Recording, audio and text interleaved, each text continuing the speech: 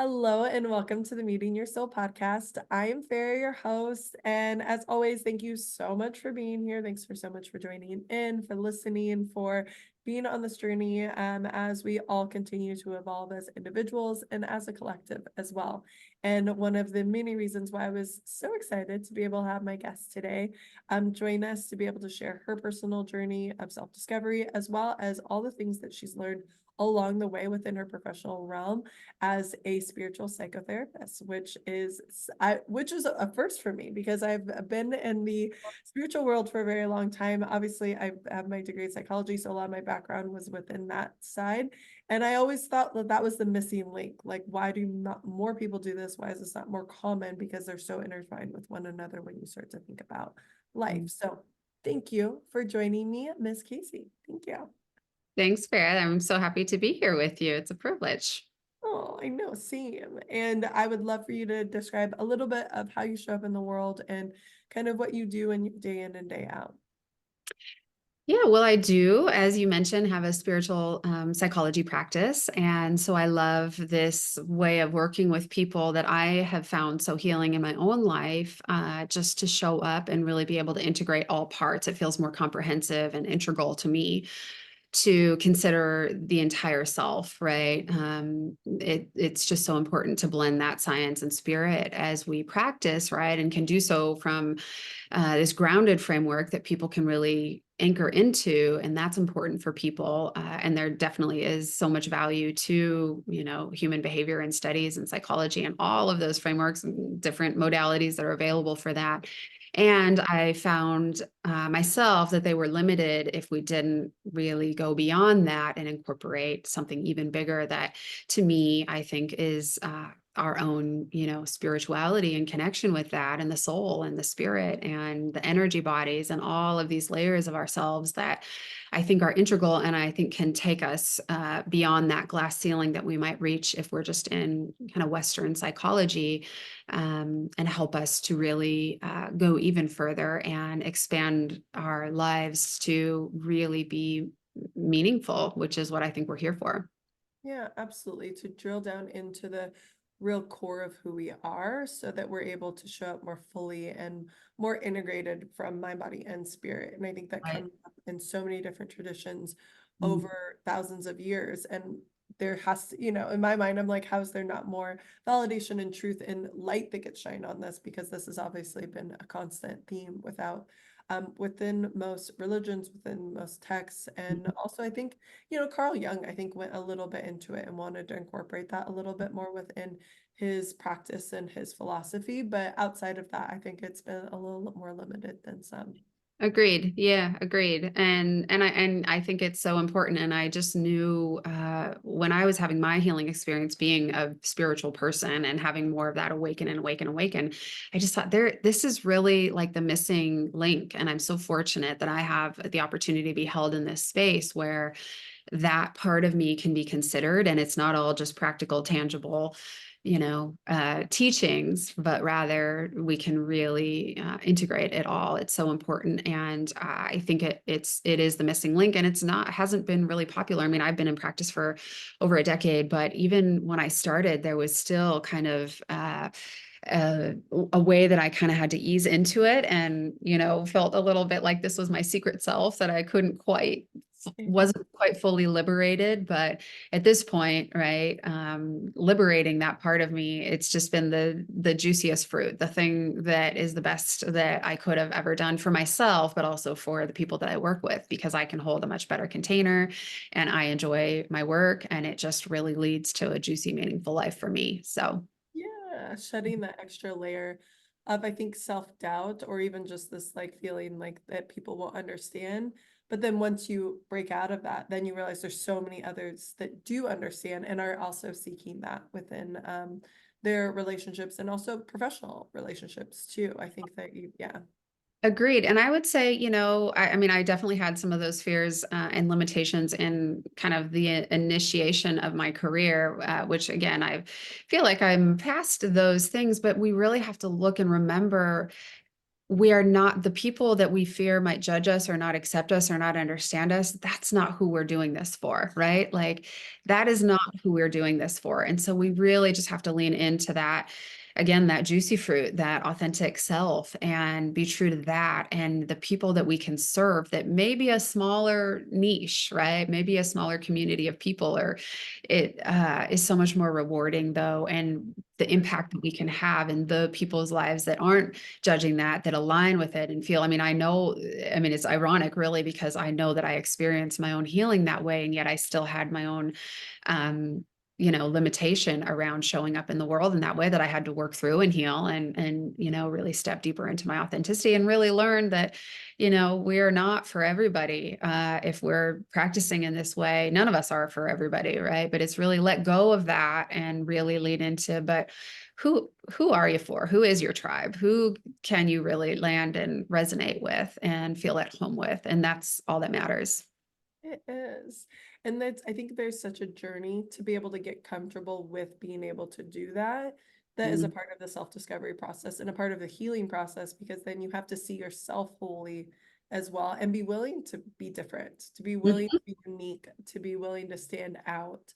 And then that's a whole process in its own. But then when you find others that do align with you, there's such a synergy that occurs that it's like, oh, this is like, these are my people. Like, these are literally like, these are the ones that are like, I was designed to be able to speak with, to be able to help, to be able to support, and that we could support one another too. I often feel like so many of my, closest soulmates in this life have been clients. It's like there are so many kinds of soulmate relationships, and certainly my own healers, I feel that way about them as well. But many of my soulmates have been beautiful clients that maybe wouldn't even fully know how much I really cherish them and care about them and feel a resonance, right? But it's really beautiful when you can lean into that, because you can show up. I mean, I get so many beautiful gifts from that, but I really think just giving yourself the permission to connect in that way is so beautiful. And then it can't not translate. For me, it felt like a lot of that happened. It was like where I would feel that or find that the most was with my healers or with my clients. And I think when we embody that really well and just surrender to that process, then we can't not attract those soulmates in our lives and our partnerships and wherever that shows up. Right. Um, my partner will often say to me how quirky or weird I am. And I just take that as such a compliment. Good. Like, it really is. So anyway, yeah. Well, and to be able to say that and then to laugh and to take that with such a grain of salt and also as like a compliment is, I Yeah, think, yeah. one of those things where you're like, oh, I'm really just in my zone, because like I'm like stoked about that. This is the total aside, but it reminded my Yeah. daughter, who is almost 5. She was just I said, she goes, Mommy, that's weird, or said something like that. And I was like, oh, I was like, mommy loves being weird. I actually like that I'm weird. And I was like, and we're all a little different, we're all a little weird. And she goes, I don't want to be weird. Like, that's Uh, good. And I was like talking through it with her. And I was like, but then in my mind, I was like, I'm so grateful for these moments to be mm, like, for me to reshape how that word may be presented to her and how she yeah. might then identify with it. And then how that could carry on as she gets older, to be Yep. able to see it as a strength instead of as something that Mhm. separates you from others. It's a I think strength, that's yeah, and a uniqueness, right? I mean, and I want that. I don't want to be the same as anyone else. I want to be for unique. reason. I know. Yeah, right. I want to be unique. I love the way you reframe that. I would even ask, right? Sounds like you did a good job, because it's so fascinating. Where do we, where did she pick that up? Obviously, you don't believe it. It's so interesting to me. But just, well, what is weird to you? Like if I were like, what is weird to you, honey? Like, what do you mean by that? And how do you think about that really? And kind of exploring in her mind that way and just reshaping it, I think is beautiful work that you're doing with her. I know. No, she did it. Well, and she said it at school. It happened at school, and she's like, one of her friends, one of her little Mhm. friends at school was like, "You're weird," and so it became. And so then we talked through it. But in my mind, I was like, this is, and then and my, but when you could tell she like kind of shuddered when like when we started talking about it, like she got uncomfortable. She's a very Aw. emotional little one, and so, as we all are. And so but afterwards, like I reflected back on it, and I was like, wow, this is really something like at this point, she's already aware of what it means to feel like if you don't feel like you don't belong and You to don't like belong. Yeah. wanting to feel like you want to be accepted by your peers. And this is already something that's coming up within her mind. And to be for me to be able to already start to foster those conversations in a really compassionate way, to be able to say, like, I bet feelings, all feelings are valid, but like let's dive deeper into that and what that means for you. Yeah. As a 5-year-old, you know, and I just was like, well, here we go. Here we go. I know. Here we go. Yeah. Well, she's lucky to have you as a mom. It's which I'm sure is no coincidence, but it really actually makes all the sense in the world to me because developmentally, right? What I think we're born authentic. Our souls come in as authentic. And then every system in our world, whether it's our family, our parents, our schools, our friends, our community churches, or whatever it is that you Largest is ascribe. title. Yeah. Yeah, we are conditioned, right, as children during that time to move away from authenticity and to move into connection. And so, how do we remain connected? Well, we go along and we absorb the systems that our families and our, again, programs that we're in, these constructs, these systems, we absorb those systems' beliefs in order to belong. And so, she's actually right on time that she's going through this process, which I think then as we evolve and get older and move out of that, and hopefully she can go through that process earlier than, most of us had to as adults, right? But it's moving back towards authenticity. And I think that's the journey that we are on. And so the quicker that we can metabolize that and not fear that we won't belong or we won't be accepted or we'll be out of that friend group or whatever it is, because we're being authentic or weird or unique or whatever our, special selves signatures are, right? It's so important really to kind of see that I think that's the path that the soul is on. And it's necessary to go through this departure from authenticity into more of a connection and a need to belong, because as children, right, they're dependent to Oh, belong in systems in order to survive. And so, but how swiftly, how quickly can we get back to the authenticity after that? Can we understand or nurture, like you're doing with your daughter, nurture in her this knowing, right, that being authentic is actually the way to be. And you can still belong and be authentic, right? that's the part that like when I initially got pregnant, which I went through my spiritual journey before this was definitely not a part of our conversation, but here we are and I am okay with That's it. okay. But I remember thinking like I want her to always know that her as an individual is worthy and is important, and I want her to be able to honor that side of her no matter what. And so, and I feel like I was a pre-Montessori school teacher before, so I was Oh, there you go. Yeah. so I was like, so this was like, but then I recognized with these little ones, I was like, they're so themselves, like they have no filter. I like, and I loved it. I was like, this is so Yeah. funny because like I felt very comfortable because they obviously felt comfortable. So then we just like created this like really beautiful dynamic within the classroom. And but then I thought, well, when I have my children, when I have a child, I really want her to always feel comfortable with who she is and to feel confidence and empowered within that place, Yep. and hopefully always honor it even while adjusting to her settings and like tack and be all of those things. But like, is there a possibility, and that's, I would just be curious to hear what your thoughts are on this when we had started talking about it, is like, is there a way to maintain your authenticity throughout it all, like even as you start to learn the programs, even though when you start to learn how the systems and society works around you, can we then keep that core so strong throughout all of it so that we don't have to reprogram back into authenticity? Yeah, I mean, it's a great question. I don't know that I've even really thought about it before, but what I would say kind of intuitively as a response to that is I think it's possible if we have conscious parents, right? Like if we go into parenting in this conscious way. And by the way, I have to say, I love that you were a Montessori teacher. I love the philosophy of Montessori. I think that schooling is so brilliant and it is the best way to nurture our children. If we are being conscious parents, it's the best way to nurture them to be their authentic self, because it's just exactly, like we were talking about. It's like you ask the question, well, what is weird to you? What does that mean? Right. And then you just want to expand, and then they'll say something about that, and then you ask another question, and you really allow them to explore the confines. Not that I need to tell you, because you know better than I do. No, no, I'm happy to talk about this. So I'm excited. Love that philosophy, right? Of the I'll often talk to, clients about that with their own children, or just in general, right? How it can apply to all of us. It's like, how do we ask, instead of having answers, right? And And statements and answers and that expansion, but curiosity opens us, right? And so I think that's one really great way to do it. And then if you're a conscious parent and you're showing up and always asking and exploring and holding a container for them to do that, because I think as children, we can't not, and we're sponges, and our subconscious is just completely from 0 to 7. That's all we are, is sponges, and absorbing and learning about the world through our experiences.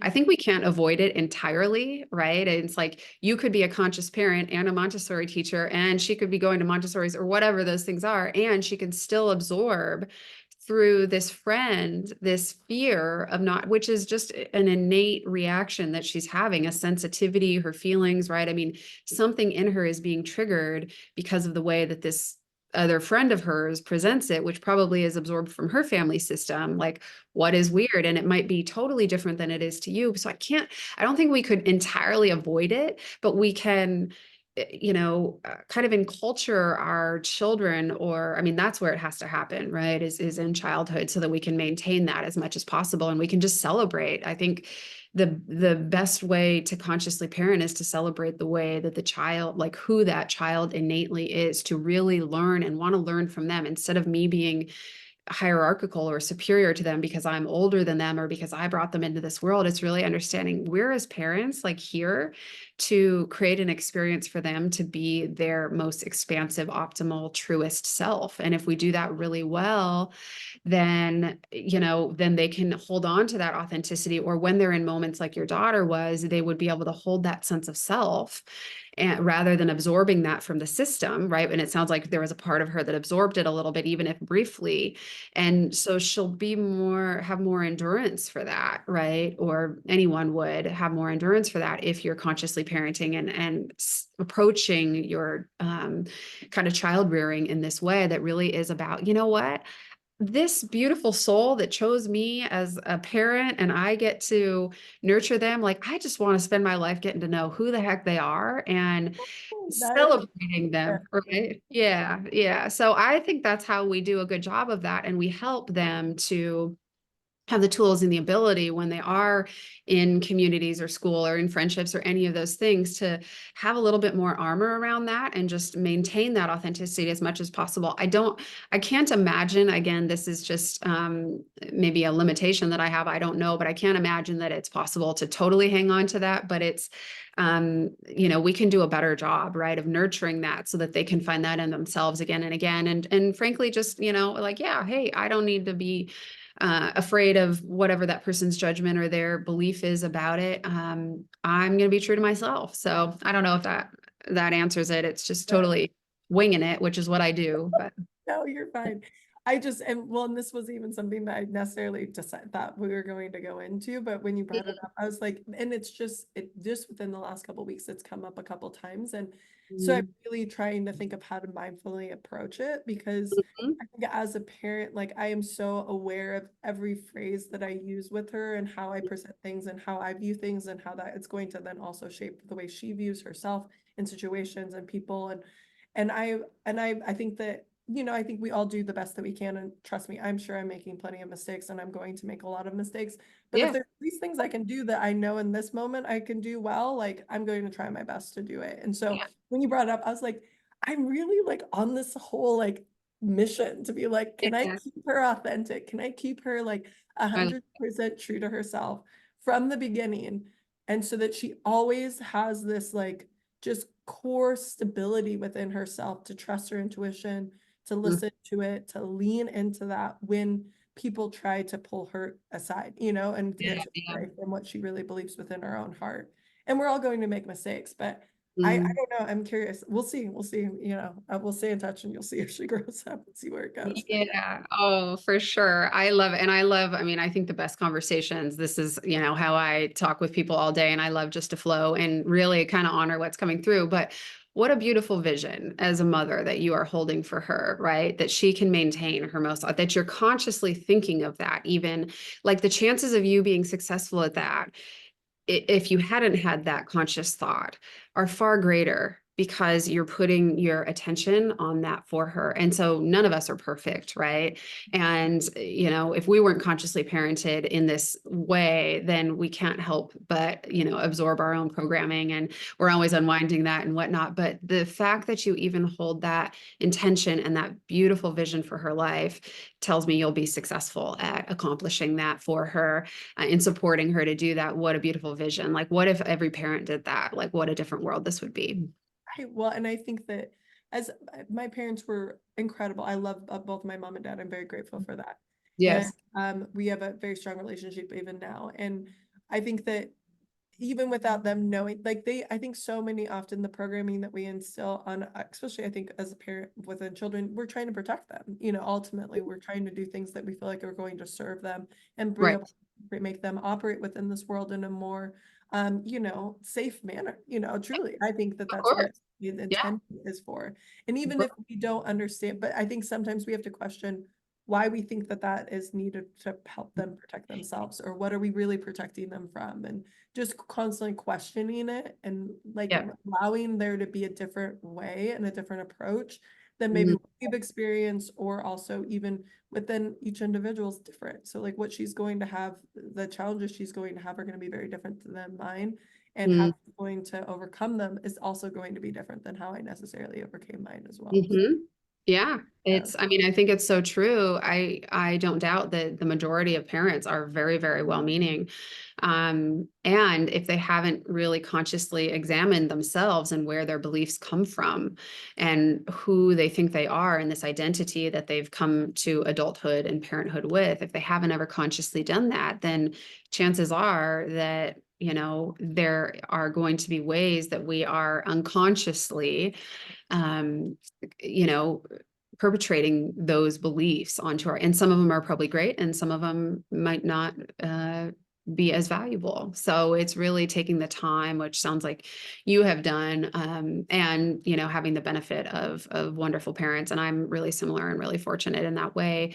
And yet nobody is perfect. We are all humans here, right? And so it's really, yeah, just a beautiful thing. But I would encourage, right? I often, when I see people who will come in and do work when they're trying to have a baby before they've had before they're married, like, and they're doing this real conscious work. It's happened many, many times. And I just admire it so much because I'm like, the life that you are going to provide for your child will be so much. It's never too late to heal or do any of this work, of course, but the life that you will provide for your child because you have invested in yourself and doing this work will be totally different than it would have been. And that's a gift. It is a gift, because I think the more study we do within ourselves, ultimately we're going, and I would be curious, this is my just personal belief, so we treat others how we treat ourselves. So if Mhm. we really be mindful of how I'm treating myself, because even if it is unconscious, I will then ultimately carry those kind of judgments or even expectations or any of that onto others without me even knowing. And I think as a mother, doing that to your children it's inevitable, especially when you're in stressful situations. You have a lot of demands within your life outside of just being, child, caring for your child. And so I'm just like, the more conscious I can be about it, the better I hope to do for her, and it is truly for her. So, I'm sure. but Yeah. thank you. I know. I was like, so now I'm curious now. This has got me thinking. Now my mind is working, and I'm moving along through this. It's like, what was that process for you? Like, how did you start your own personal like self-discovery process? And what was there something that triggered it? Or like you said, was it something that your parents presented to you as you were younger and that was just always a constant theme within your life?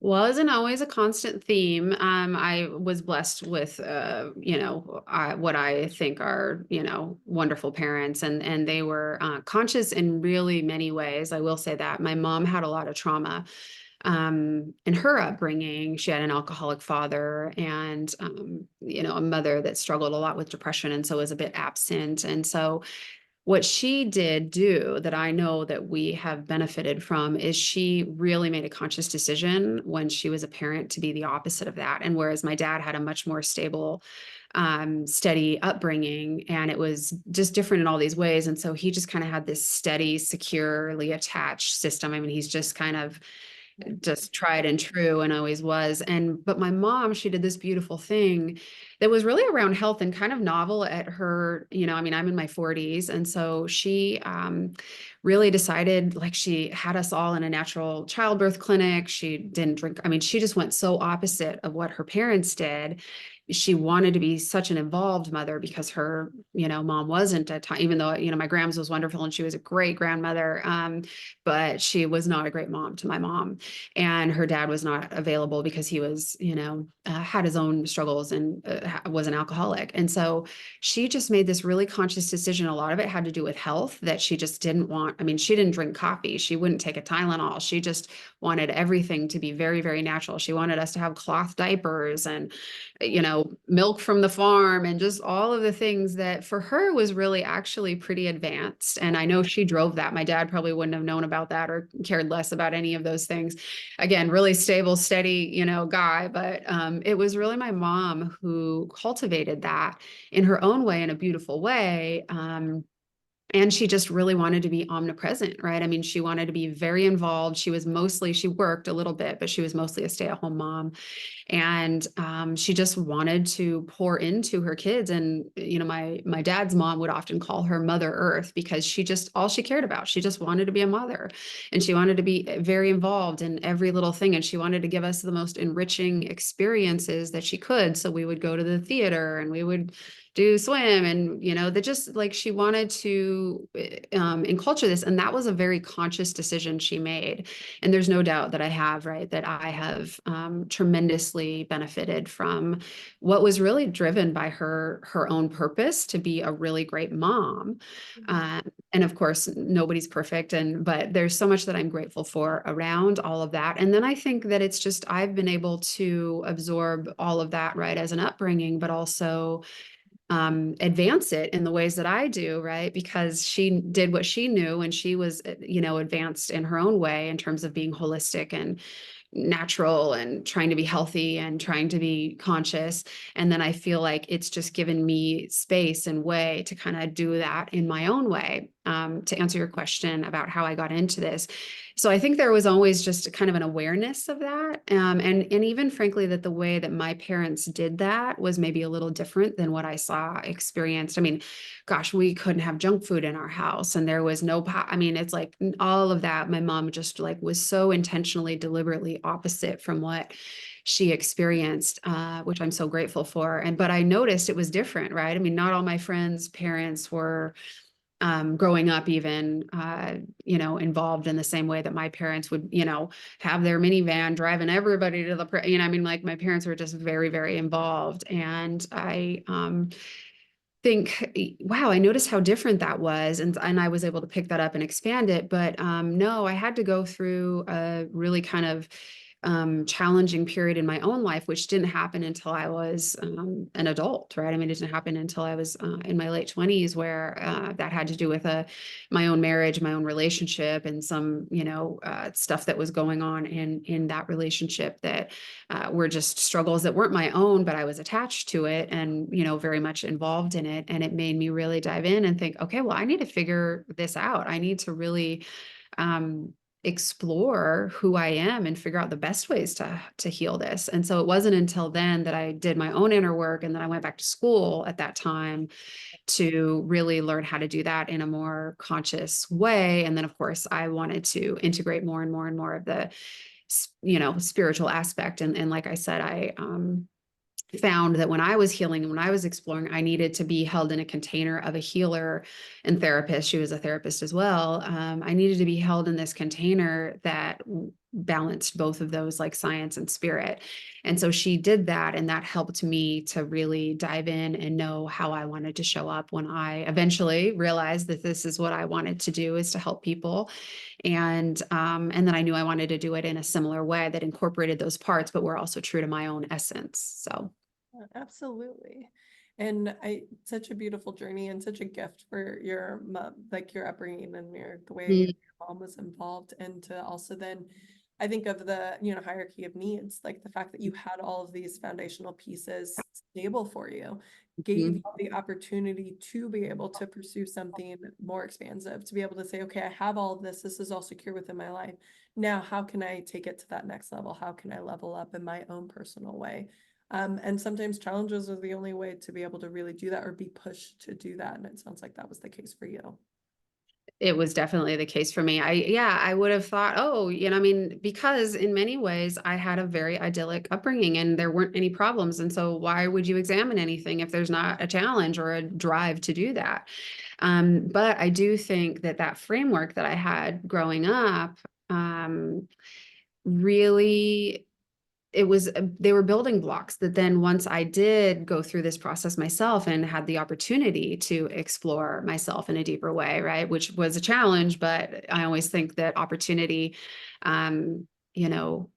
follows challenge if we lean into that and choose it. Then the building blocks were already there for me to then expand further, which is a beautiful, way in which kind of like we can build this generational growth inside our family systems and break patterns. And there was definitely a place that I can look at my mom and her timeline and see that she broke many of those that were incredible. And I feel like, then I can expand on that and, transform and do that kind of for the ancestral line, right, in an even broader way. So but she I really believe kind of was the catalyst for a lot of that gave a lot of opportunities to me as well. Yeah. Well, in healing, I was just talking to some good friends because, I just talked to my friends about healing generational trauma because that's what else would we be talking about? Yeah, right. But we were talking about like healing generational trauma and the importance of it, but that it's always a continuum, right? So like as much as your mom may have healed through some things on hers, like within her world and within her line, it doesn't mean it stops there. Like it continues because there's such a lineage that's been shown and needs to truly be uncovered in order to be able to have the light shined on it again. And so I think that even if it, and I think even when you said like, with mental health within her mother, then you being in this profession and then helping others probably with very similar, struggles. It's like how, full circle that it continues to have that container that you're creating for others and incorporating more of that spiritual essence as well.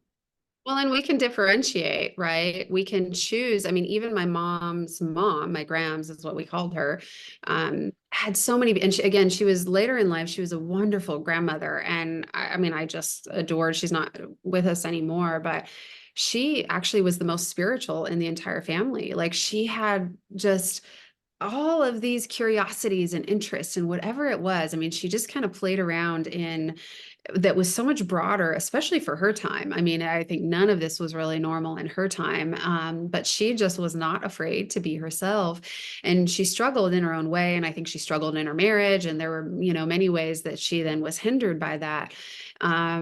But we get to choose. It's like nothing is all bad. We get to choose what pieces that we take. And I definitely even look back at that line through my maternal, line. And I can see how much of who I am now I have taken from the pieces that I consciously chose to, incorporate. And I think that's what generational healing is, right? It's like I see really objectively maybe where the pain and the trauma is and what's not serving us. And we can consciously then choose to leave that behind, but take the good parts and celebrate where they came from and their origin point and how it is so ancestral, right, in this way. And that's how we carry forward the beauty, right, in our ancestry Yes. and honoring it.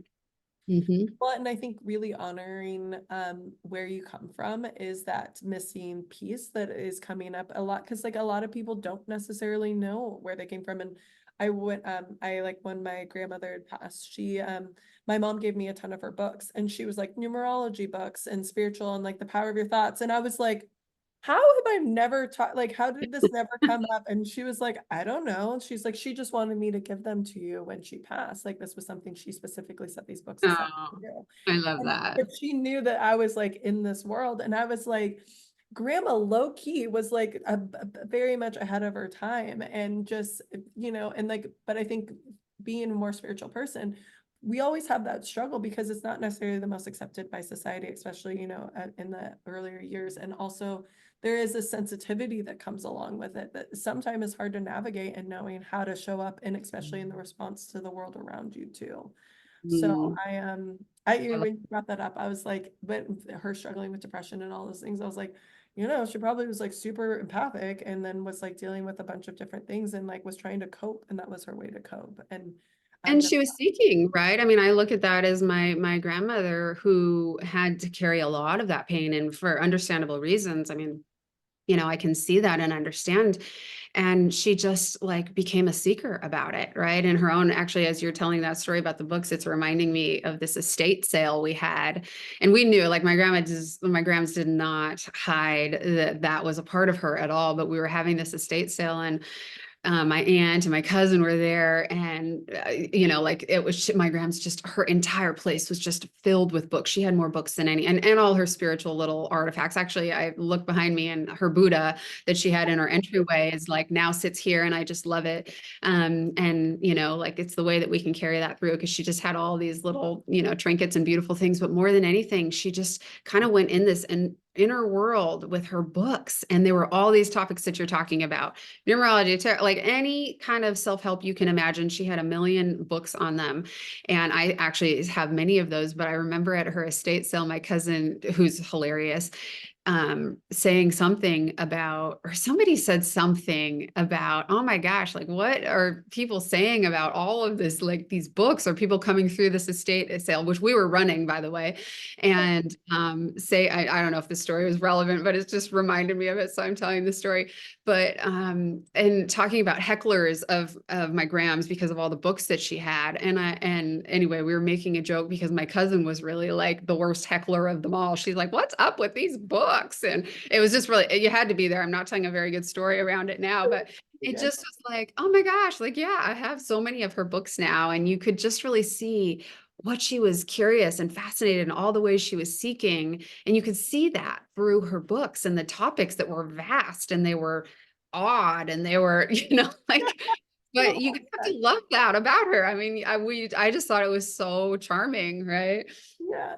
Well, and also, there's no doubt that there's a piece of that within you, and probably why you pursued what you have. And then also, when you found that healer, and when you found that connection, that there may have been a little essence of her within that, to be like, this is how she's going to find that healing, because it had already had been passed down within your family.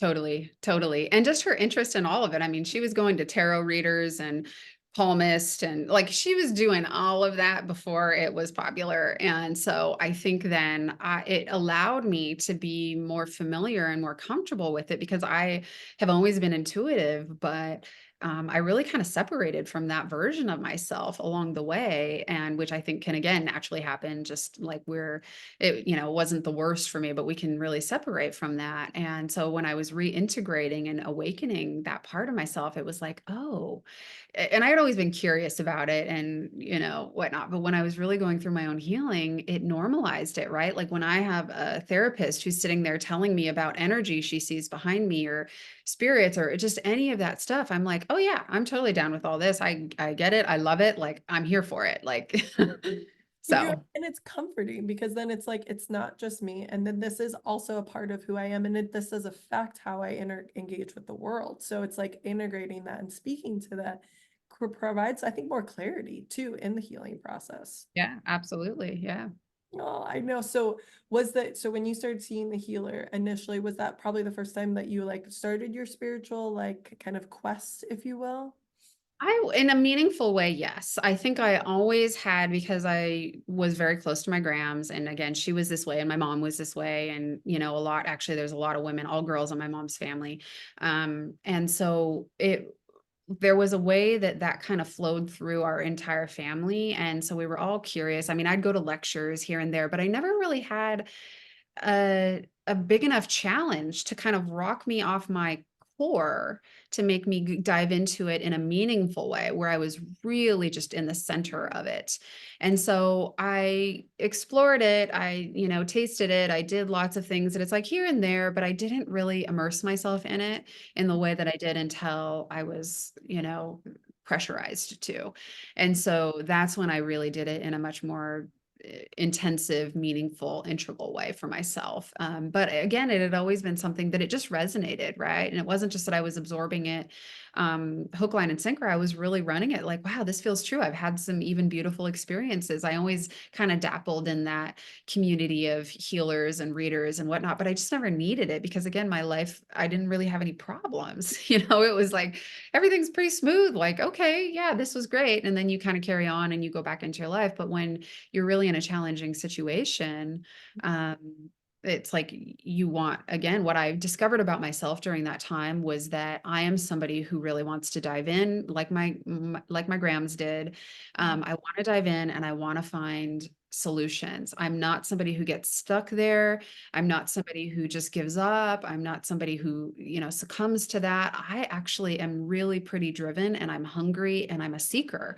And I didn't really know how much of a seeker I was until I needed to seek solutions to real, challenges that I was having in and around me. And so that's when I really kind of got clicked into this integral part of who I am. It's one of my highest values. It's kind of like one of my biggest beliefs that I always say is a problem's not a problem. It's how you organize yourself around the problem. And what I learned is that when the problems in my life showed up, I was just like steadfast. I was devotional. I was really my all of my attention was into seeking, and I didn't just want a quick, easy fix. I wanted a meaningful fix, right? I really wanted to, in a sustainable way, transform what had probably always been somewhat of a faulty foundation in the first place, but I just wasn't aware of it, right? We don't know that the cracks are in the foundation until it starts to crack in a bigger way. And so that's when I really learned, oh, I am like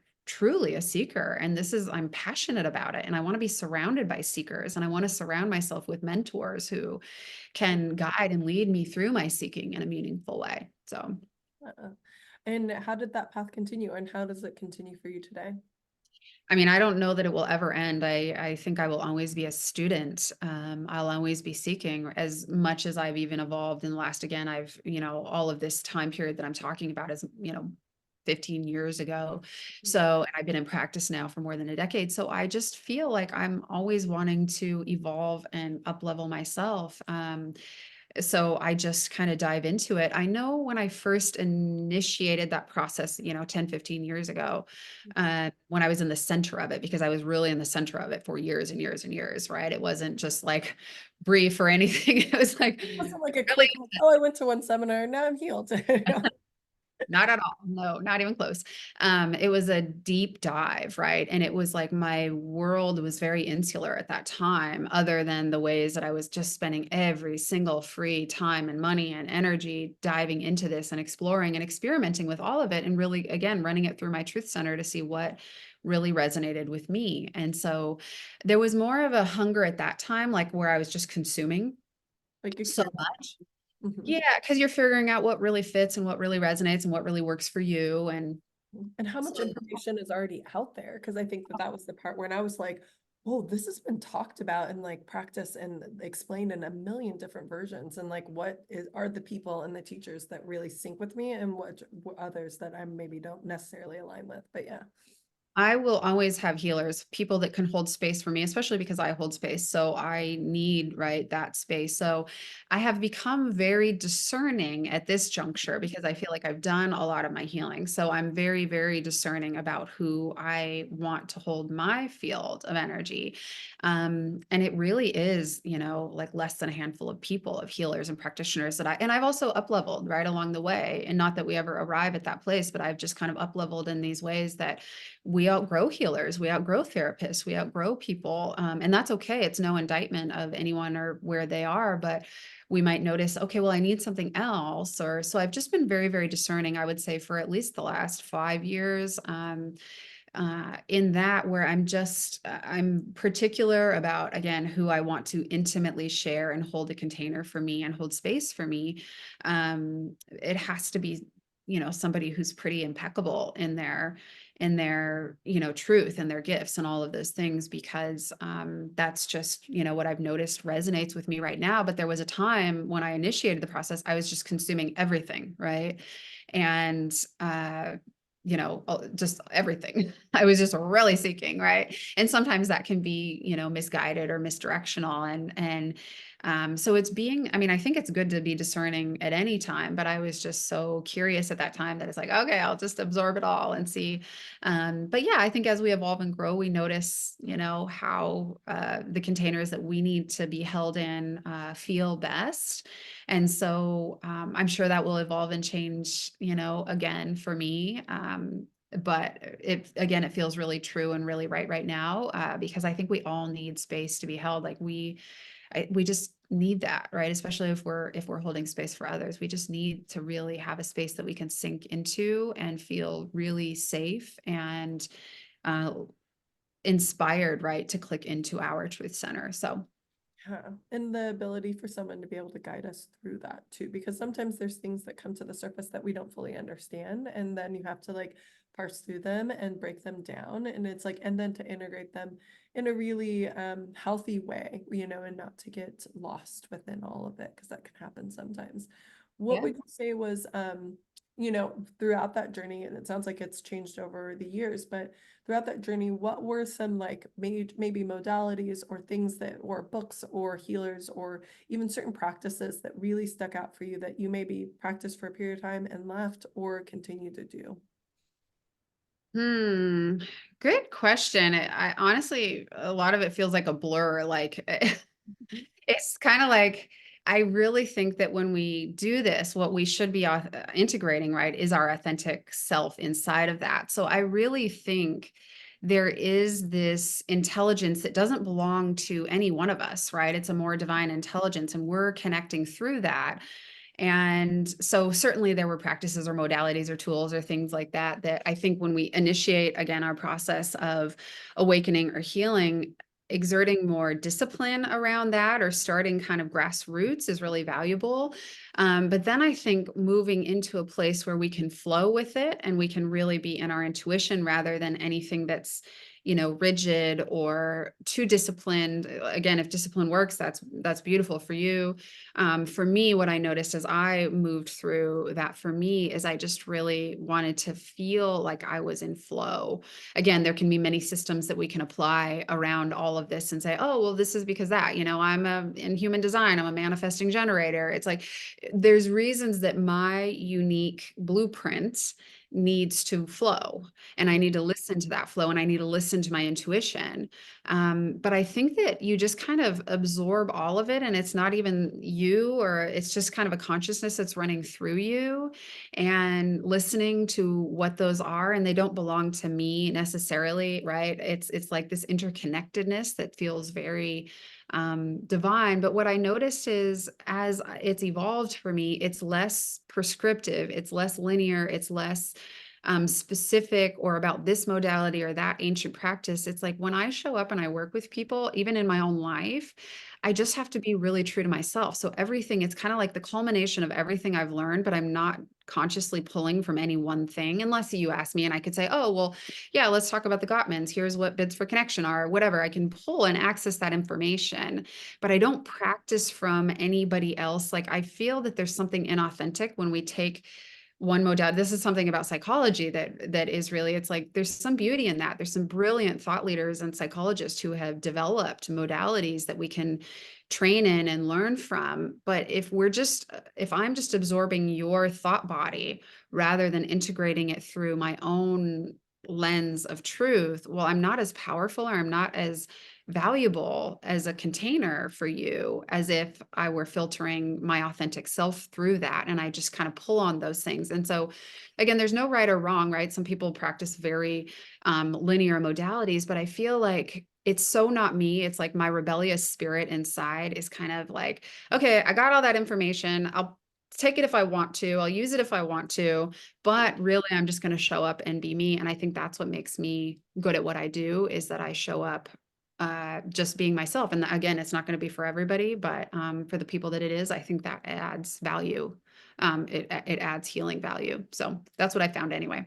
Yeah, no, and I think that there is a this combination of everything that you've learned, and even if it's come up in different ways and different phrases and different or phases, that allows you to be the healer that you are today, and then that gets expressed within you authentically because Mhm. you're able to access all these different pieces. Like I totally, but so I think like, and when I was thinking about it, I was thinking like yoga's always been that thing. Like if I come back to my yoga practice, it's always very healing for me, and I can show up like even if not showing up for others, but showing up for myself in like Yeah. the most authentic and connected way. And so that's what I was thinking for you. It's like, is there things that you do that help you connect to that authentic self? Or is Mm, it just the essence of being in flow, which I definitely can 100% connect with and very much resonates with me, is mm, that, it's just listening to my intuition and letting that guide me as I move through and how as I speak and mm. honestly within most of my decisions within my day. But then how do I get, if I feel a little disconnected, how do I root back down? And I would say that's through somatic practices that I've learned over the years. Yeah, beautiful. And those are always available, I mean, it's like use, and what I mean by flow is exactly that. It's really listening intuitively to what I need right now. Do I, if I had a plan to do this on Saturday morning when I woke up, but I feel like I just kind of need to move slow through the morning, then do I honor that? If I notice, wow, I'm feeling a little, my nervous system is dysregulated, do I go in and do some, polyvagal exercises? And so it's really what flow means to me is listening to what it is that's coming up for you and honoring that, taking the conscious right action to listen to the information you're getting of what would be best. And that's where we can pull from this library of tools that we can use, or these things that we've learned, and we can pull from the library. But it's like, well, what is my intuition? What's flowing through me that would be the best? And how do I learn to listen to that so that I can access the library, the specific thing in the library that in this moment would be most beneficial for me?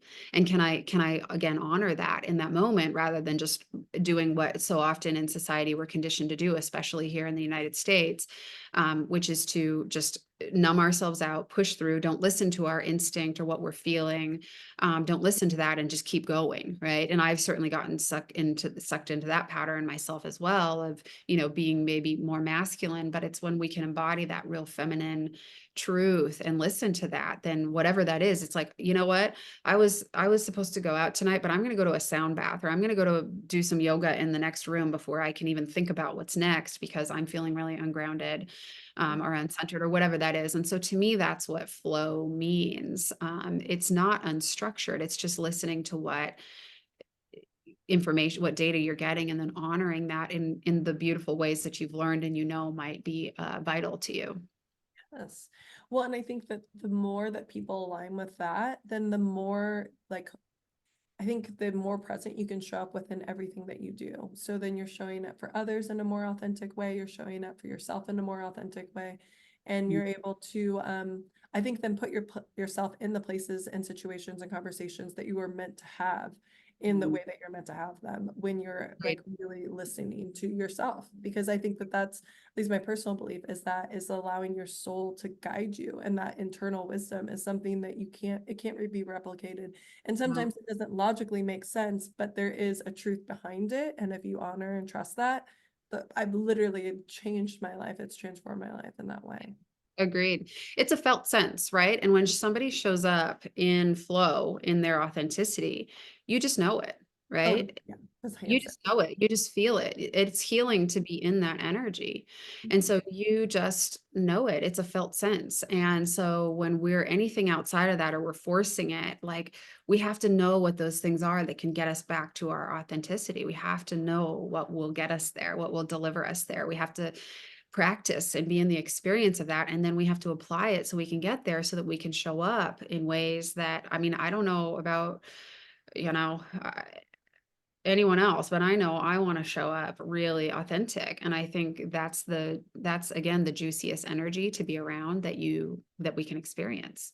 Well, and it's magnetic, it's energizing. It reminds us that I think especially for people that I'm around that like, especially if I made them for a couple first times and they're like, I just like being around you and I don't really know why. And I'm like, oh, it's just because I'm like 100% myself. And also I'm encouraging you to be 100% yourself. So Yeah, yeah. there's no preconceived notions, there's no expectations. Like, but I have to be in the right frame of mind to be able to show up in that way. And I also recognize that I need to do things in order to keep me in flow and in context with myself so Yep. that I'm able to then allow others to do that as well. And that's the work, it's on both sides. It continues. Absolutely. It's a constant and it changes all the time, all the time. Well, and even the people who, do this work, right? If you're, teaching yoga or you are holding a container for people, um, like we still need to manage that inside of ourselves. It doesn't like it's not like we have mastery and we've arrived and now everything is just bliss, right? Like it's something we have to come back to again and again and again every day. How do we maintain that authentic self? How do we maintain that center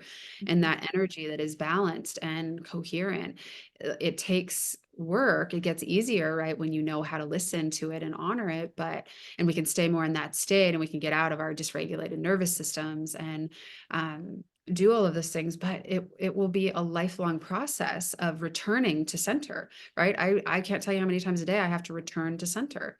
Yeah. um, a big one for me that I'll notice is if I'm rushed, right? If I'm like, oh, I've got to get from here to there. Okay, well, this transition from this client to that client, right?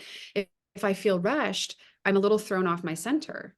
And so I'll notice that I have to spend time to recenter because, again, if I'm holding space for somebody, then they are going to absorb anything that is chaotic in my field. And so if I'm really doing that in an impeccable way, then I am responsible and yeah, I mean, it's like to do this in an impeccable way, I'm responsible because we will absorb the energy, which is why I become so discerning about my healers.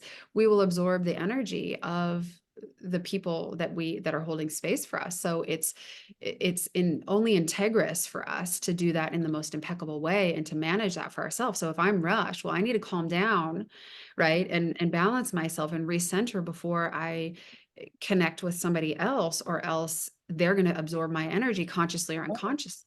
Yeah. I So just, hope that makes sense.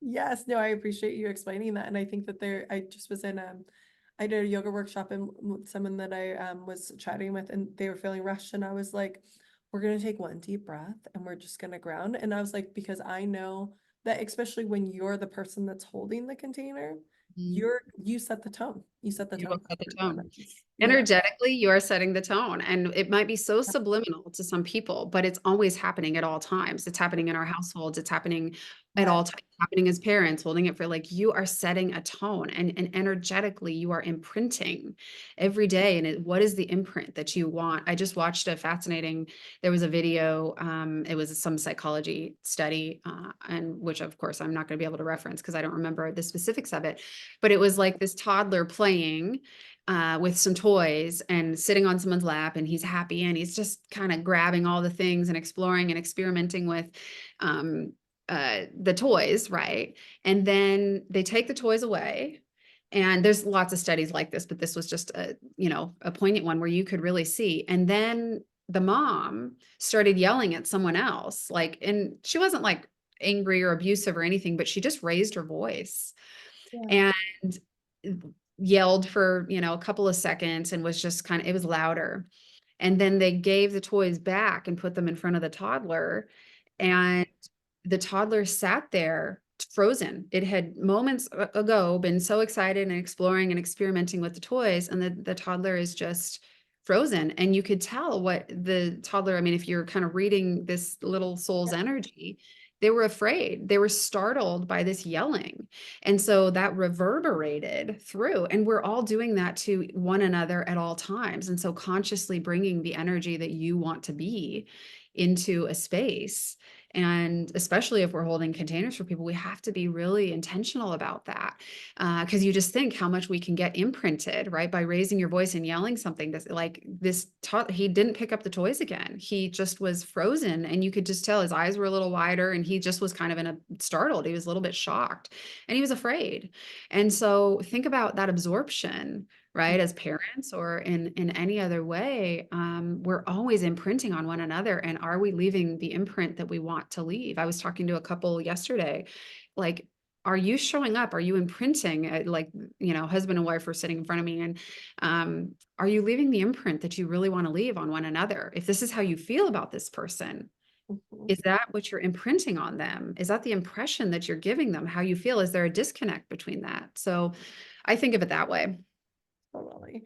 Well, Mhm. and you have shared so many different little nuggets of wisdom, but is there something that you feel like that if there's one thing that someone would take away from this podcast, what would you want them to like carry with them? I would say whatever resonates with you, like whatever lands. Start to Like, listen through, let me know. take it, trust it, whatever, maybe spark, because that's going to be different for all of us at different times in our lives. And so if something spoke to you, listen to that, trust it. If it's sticking with you, if you're thinking about it, then trust that and dive into it, explore what might that have mean, or why did that spark something for me? Why did it trigger me? Why did it inspire me? Why did it feel, and just listen, like be in the practice. This is what I think we need to do. Be in the practice of really listening to yourself and honoring what you discover, and just go deeper and deeper and deeper. And what's exciting about that is our lives could never be boring if we are always in the practice of that. Like, we can't not be growing. Nothing will ever be boring. Like, if you are always in this kind of expansive way of examining yourself in this way, it's like, what a life, like how much life there is to live and really be fully alive when we do that. So I would say that.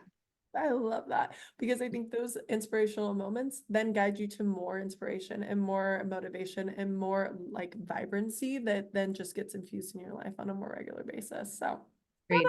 Agreed. thank you so much for joining me. This has been such a fruitful conversation. We got to nothing that I thought we were going to, but that's usually how life works. And so, but I genuinely feel like it was, I just appreciate you showing up in the way that you did and just being so willing to be able to share your experiences, your life, and also the things that have really helped you and mold you. Yeah, Especially with likewise. your upbringing, which I just like would have never known. And so it's just like been a fun conversation to talk about your grams and your mom and all of that too. So thank Yeah, you. likewise. Thank you for sharing with me. I love learning about people and just kind of who they are and what made them who they are. It's really beautiful. So thank you for holding this space. It's been lovely chatting. Oh, absolutely. We all have a story, and it's, I think, more important to share it and just be able to get the word out about it because I think that's what connects us and on that Mhm. bigger scale. So, if people want to connect with you, speaking of connection, how would they connect with you?